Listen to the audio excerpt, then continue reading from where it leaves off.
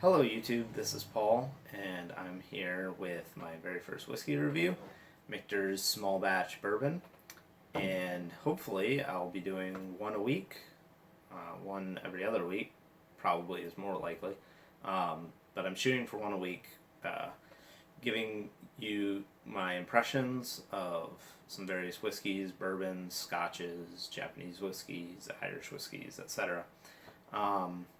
And just kind of letting you know more or less if I think that they're worth the money or not. That's one of the questions I get asked most at work. I work at a wine and cheese liquor store. Um, is okay, yeah, you're telling me this is good whiskey, right? Well, is this worth $70 over a $40 whiskey? And especially for people that are brand new to the category, it can be kind of scary laying down 30, 40, 50, $100 on a bottle of something that you haven't tried, and knowing that you're going to get return for your money, that it's not just going to be meh. So, this is Michter's Small Batch Bourbon Whiskey, distilled in small batches according to the Michter's pre-Revolutionary War quality standards dating back to 1753.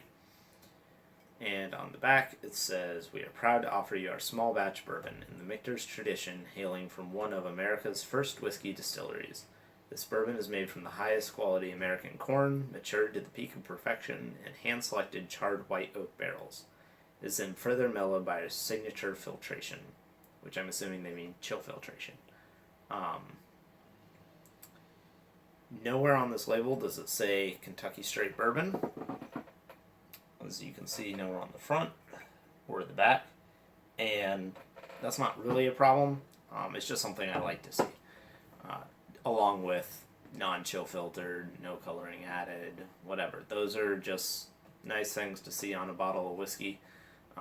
Now bourbon, they can't add coloring anyway, so that doesn't really apply, but for scotches, Japanese whiskeys, etc., that is something that you want to look for, because they'll add coloring to make it look darker than it is, older than it is, simply because people perceive darker, older whiskey as inherently better.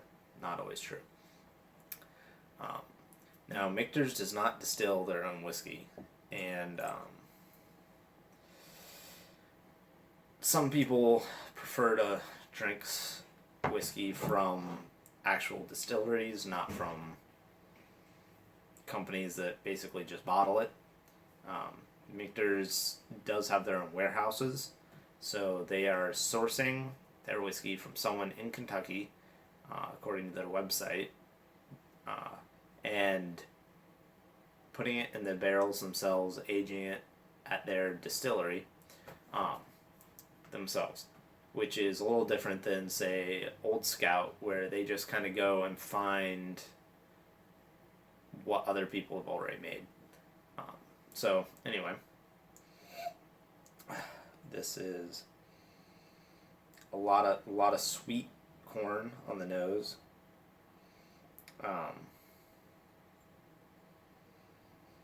Some caramel,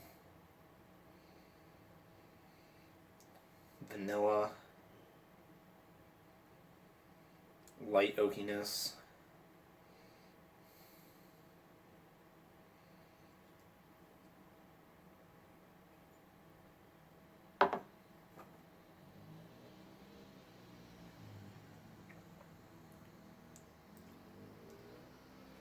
And it's got a lot of that sweetness up front from the corn, and it finishes with the dry, more woody oak from the barrel. Nicely balanced. I would guess there's some rye in this, because it's not sickly sweet, and it's pretty even. It's definitely sweet, like all bourbon is, but it's not syrupy, sugary sweet. And normally that's from adding about 15% rye into the mash bill that balances that out, gives you some pumpernickel-y bread flavors if there's a lot of rye. You're not getting that here. but there's definitely a little bit of a spice, of a richness to it that you don't get just from the corn. Um, Now, I would have guessed from the amount of oak on the nose and the palate that this was only maybe 5 or 6 years old. Uh, but according to their website, it says that it is with barrels often aging in excess of 8 years. So, what does that mean? That means some of the barrels are 8 years old or more.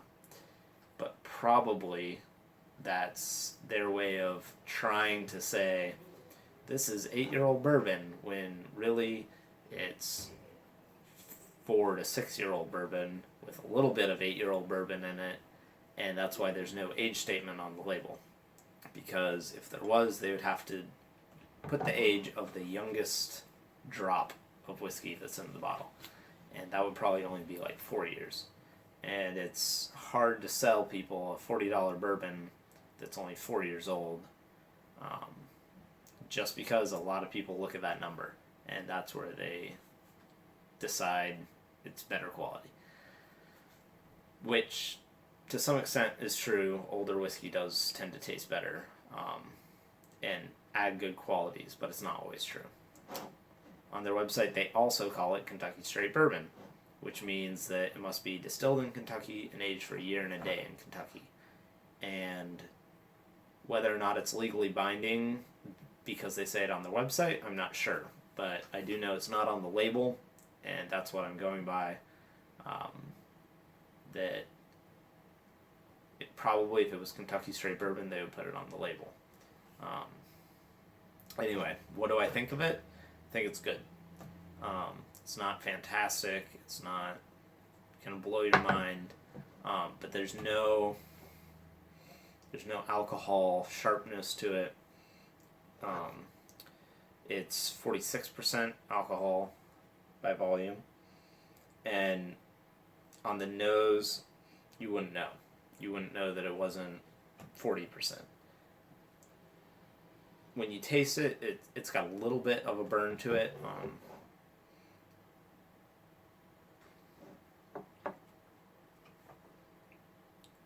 But not much at all. And it's kind of right where you want a bourbon. You feel it, but it's not too much. $40, I would say this is worth it. It's solid, but it's not unique in any way.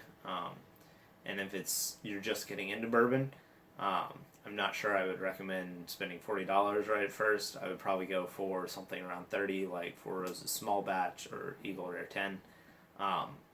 But as a nice step up,